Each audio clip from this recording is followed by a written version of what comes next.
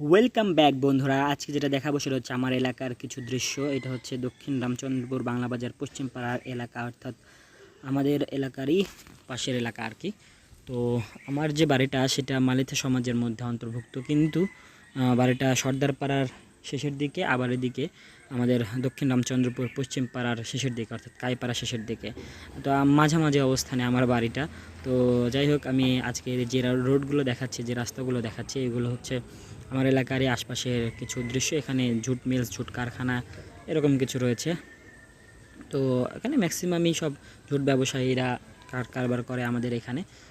বাংলাদেশের একটা বড় একটা অংশ ঝুট ব্যবসায়ী, অর্থাৎ ফেলে দেওয়া কাপড় থেকে, গার্মেন্টসের গেঞ্জির কাপড় থেকে এখানে আবার নতুন করে গেঞ্জি তৈরি করা হয়।